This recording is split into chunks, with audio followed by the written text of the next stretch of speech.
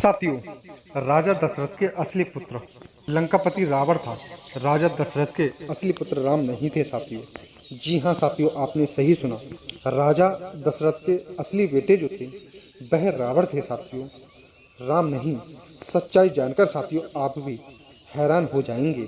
साथियों, क्या मैं आपसे यही कहूँ कि राजा दशरथ का पुत्र रावण था, प्रभु श्री राम नहीं थे, तो क्या आप इस पर साथियों विश्वास कर सकते हैं?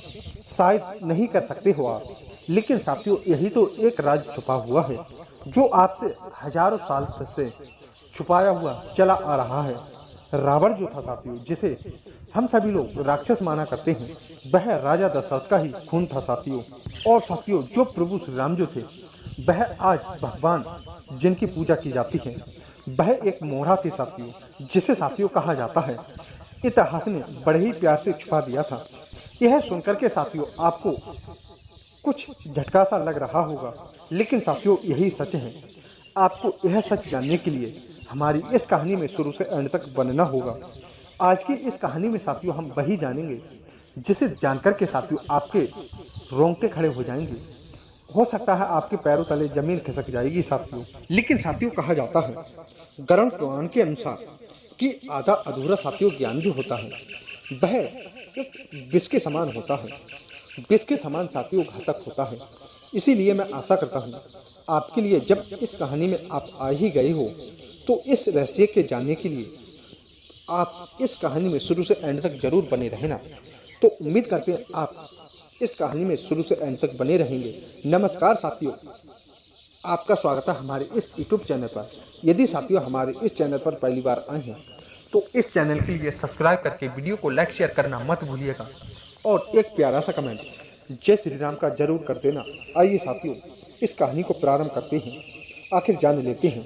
साथियों, एक समय की बात है, अयोध्या नगरी बहुत ही अच्छी तरह से सुख पल रही थी साथियों। चारों तरफ साथियों शांति थी। लेकिन साथियों उस महल के अंदर, राजा दशरथ के महल के अंदर एक तूफान सा उठ रहा था साथियों। साथियों राजा दशरथ की रानी कैकई जो थी वह अपने कमरे में साथियों बेचैन थी। उनके हाथों में साथियों एक पुराना पत्र था जिसे पढ़ते ही साथियों उनकी आंखें सिकड़ जाती हैं।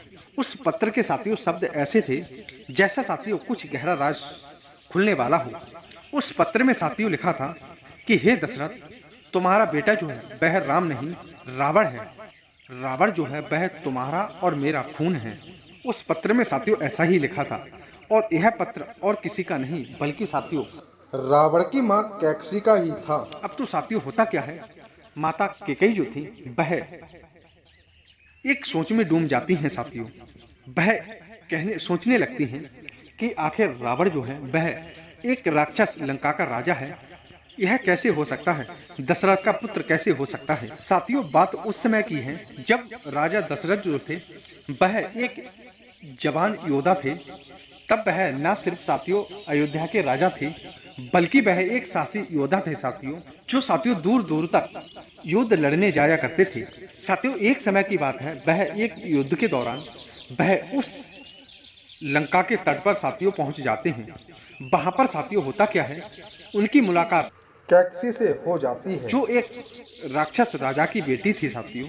साथियों होता क्या है कि मंदोदरी की सुंदरता ने उन राजा के लिए साथियों मोह लिया। उनमें साथियों होता क्या है, राजा दशरथ में और कैकसी में दोस्ती हो जाती है। जब साथियों राजा दशरथ का विवाह भी नहीं हुआ था, बात उस समय की है जब उनमें एक दूसरे में बहुत ही गहरी दोस्ती हो जाती है। और साथियों राजा दशरथ और कैकसी के बीच जो दोस्ती थी वह दोस्ती साथियों प्रेम में बदल जाती है। लेकिन साथियों यह प्यार जो था वह छुपा हुआ था कि राजा दशरथ जो थे उनके लिए साथियों अपने अयोध्या की राजा की गद्दी संभालनी थी साथियों, और कैकसी के लिए साथियों अपने कुल की मर्यादा संभालनी थी। एक तूफान आया साथियों और ऐसा लग रहा था जैसे समुद्र की लहरें जो हैं वह एक आसमान छू गई हों साथियों। साथियों दशरथ ने और कैकसी ने एक दूसरे के लिए एक वचन दिया और कहा कि उनका प्यार जो है वह हमेशा साथियों जिंदा रहेगा, भले ही दुनिया इसे न माने साथियों। उस रात साथियों होता क्या है कि राजा दशरथ जो थे वह अपने अयोध्या वापस आ जाते हैं और कैकसी अपने लंका में रुक जाती हैं साथियों। साथियों कुछ महीनों बाद उस केकसी को पता चला कि वह जो है एक बच्चे की साथियों माँ बनने वाली है। अब साथियों उसके केकसी के बच्चा पैदा हुआ रावण साथियों, और उसकी खबर साथियों किसी को नहीं होने दी। अब तो साथियों केकसी ने भी यह बात अपने सीने में दबा ली। उसने रावण के लिए कभी भी अपने पिता का नाम नहीं बताया था साथियों। वह नहीं चाहती थी साथियों कि उनका बेटा जो है वह दो दुनिया के बीच में बट जाए साथियों। अब तो साथियों होता क्या है कि रावण जब बड़ा होता है तो वह साथियों लंका का राजा बन जाता है।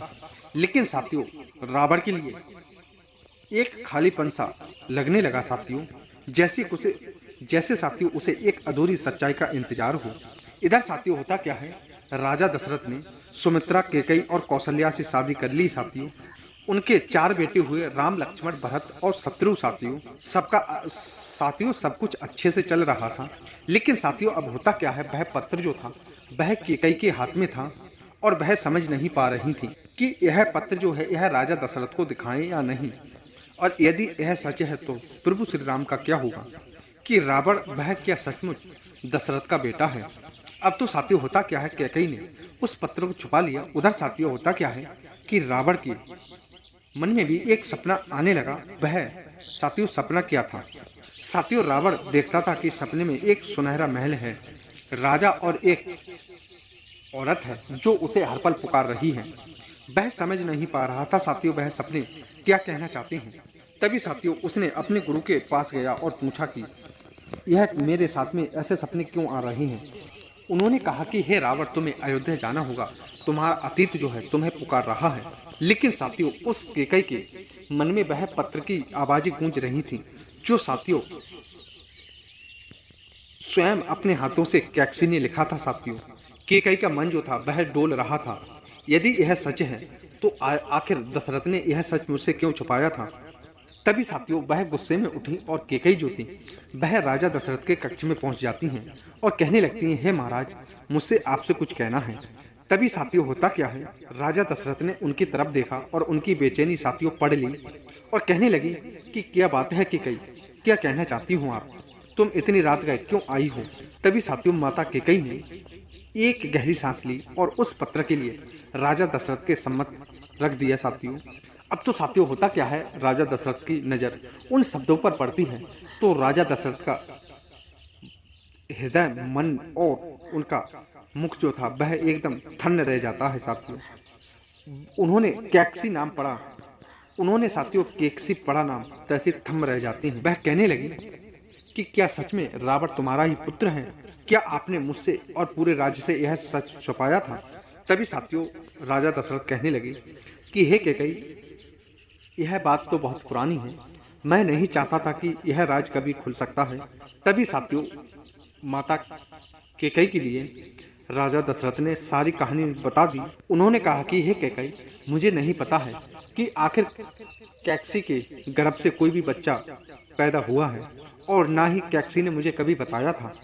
तभी साथियों राजा दशरथ से माता कैकेयी कहने लगी कि यदि ऐसा सच है तो अयोध्या का राजा रावण ही रहा, राम नहीं, और मेरे राम का क्या होगा, और यदि यह बात बाहर आई तो लोग क्या कहेंगे।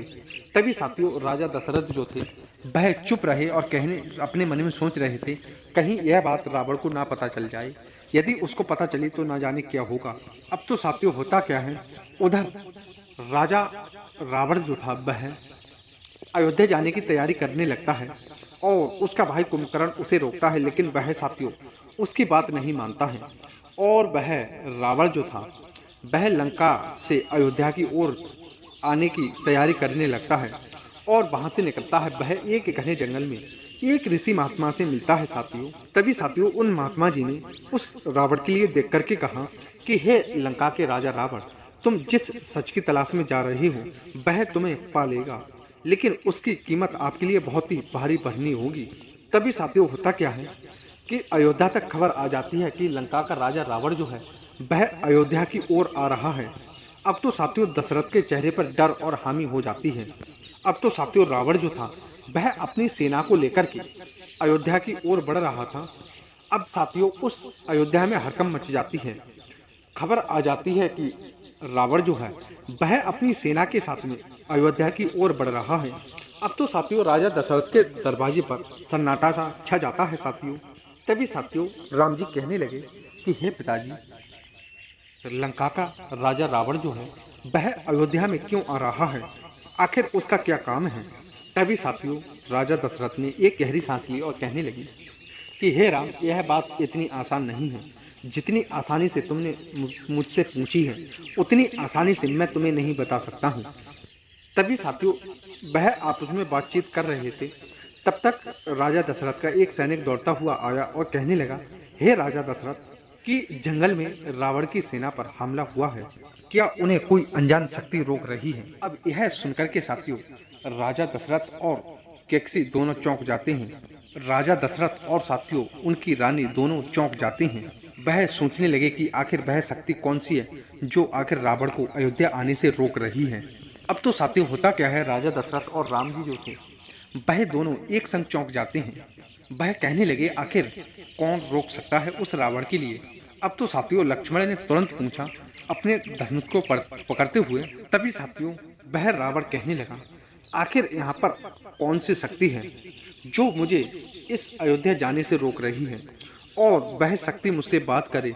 तभी साथियों उस शक्ति ने जवाब दिया और कहने लगी कि मैं इस वनदेव का दूत हूँ कि हे रावण, तुम्हारा सच तो अयोध्या में है, लेकिन आपके लिए उस अयोध्या में पहुंचने से पहले आपके लिए अपने अंदर के राक्षस को हराना होगा।